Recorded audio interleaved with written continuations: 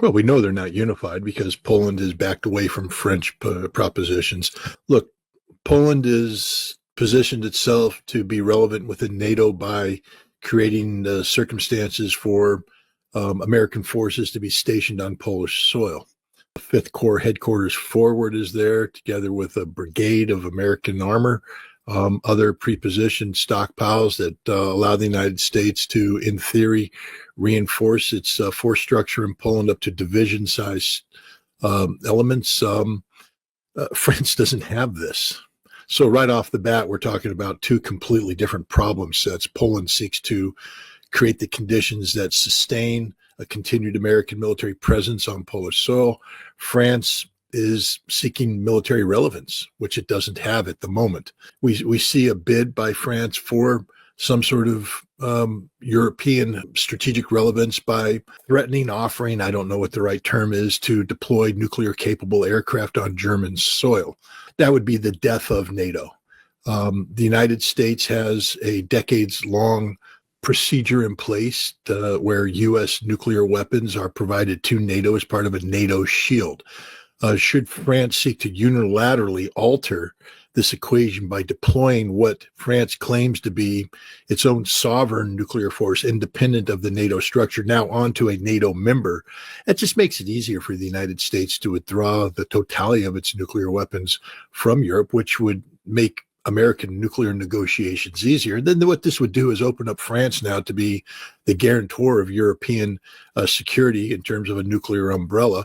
Russia would simply then take its intermediate nuclear forces and target them on France almost exclusively, and France would have to sue for peace. And now France is in the situation where it'd have to negotiate a nuclear arms agreement with Russia, having no leverage whatsoever. Europe is not just weak, it's powerless. The United States holds all the cards, and if Europe dares to resist, it will pay a devastating price. Divide and conquer isn't just a tactic, it's a guarantee. And under Donald Trump, the fractures in Europe will be exploited, the opposition crushed, and the very foundation of European unity will tremble. Scott Ritter paints a bleak picture of Europe's fate under a resurgent Trump presidency. He argues that Europe lacks the strength to oppose the U.S. in any meaningful way, and if it tries, Washington will dismantle its resistance piece by piece. The internal divisions between France, Poland, and the broader NATO alliance only accelerate this collapse. And if France dares to assert its nuclear independence, that, according to Ritter, would be the moment NATO falls apart, leaving Europe defenseless and at Russia's mercy. After breaking down Peter Zeihan's analysis, it's time to shift gears and focus on the latest shocking developments from Ukraine. The past 12 hours have been nothing short of explosive, with geopolitical tensions reaching a new boiling point. The United States has made a drastic move against Ukraine. Zelensky remains defiant, and Russian forces are making alarming advances on the battlefield. This isn't just another political maneuver. It's a turning point that could reshape the war and Ukraine's future. Let's dive deep into the chaos unfolding right now. The situation between the United States and Ukraine has taken a dramatic turn. President Donald Trump, expected to address the nation today, is set to drop bombshell revelations regarding Ukraine's past dealings. According to multiple sources, Trump plans to present evidence that Ukraine has been involved in the illegal sale of Western-supplied weapons, possibly to America's enemies. This claim, if proven true, would be devastating for Ukraine's credibility and could justify the United States' shocking decision to halt all military aid to Kiev.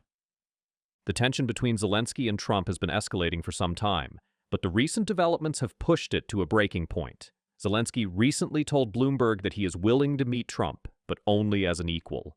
He made it clear that a meeting at the White House would have to be meaningful, not just for appearances, but Trump, known for his unfiltered opinions, reportedly sees Zelensky as an obstacle to peace rather than a partner.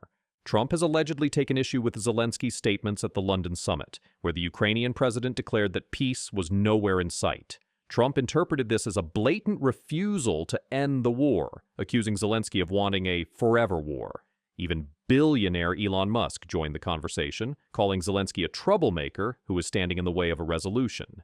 Musk even suggested that Ukraine's president should be offered amnesty in a neutral country in exchange for stepping down, a statement that sent shockwaves through the geopolitical community. The most stunning development, however, came when the United States officially cut off all military aid to Ukraine. At 4:30 a.m. Moscow time, the flow of American weapons to Kyiv was stopped completely, even those that were already in Poland awaiting delivery. This sudden suspension means that Ukraine, which is heavily reliant on Western support, could run out of essential weaponry within just 3 months. What does this mean for Ukraine? Air defense in jeopardy. The loss of American-made Patriot missiles and HIMARS rockets will severely weaken Ukraine's ability to defend against Russian airstrikes. Dwindling long-range strikes. Without U.S. support, Ukraine will struggle to hit key Russian supply lines and command centers deep behind enemy lines. European support. Not enough. While European allies will try to fill the gap, the reality is that only the U.S. manufactures the most critical missile systems Ukraine depends on. With this level of military aid being cut, even Western media outlets are admitting that Ukraine's war effort could collapse entirely in 3 months. Despite this existential crisis, Zelensky remains defiant. Reports from BBC indicate that the Ukrainian president has no plans to apologize to Trump for any past disagreements. Instead, he seems prepared to continue fighting, even as U.S. support vanishes. This stance has only further complicated Ukraine's position.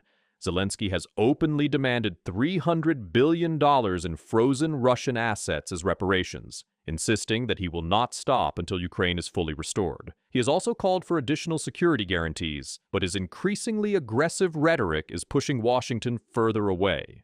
Now that Trump has effectively severed military support for Ukraine, speculation is growing that he may be looking for a deal with Russia.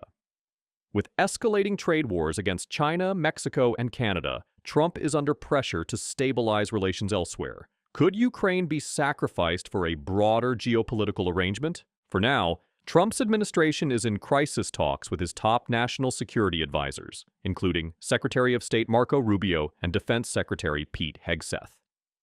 Their decisions in the coming hours will determine whether this marks the beginning of the end for Ukraine's resistance.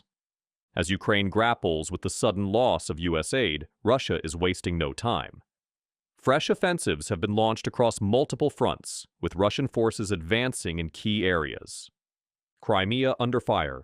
Ukraine is planning a massive drone and missile strike on Crimea, likely with British assistance. However, Russian forces have already taken preventive measures, striking Ukrainian ammunition depots in Odessa and fortifying defensive positions. Sumy region, Russians tighten their grip. Russian forces have successfully established control over the main supply roads in Sumy. Ukrainian troops are facing severe logistical challenges and supply lines are crumbling. The battle for Lyman.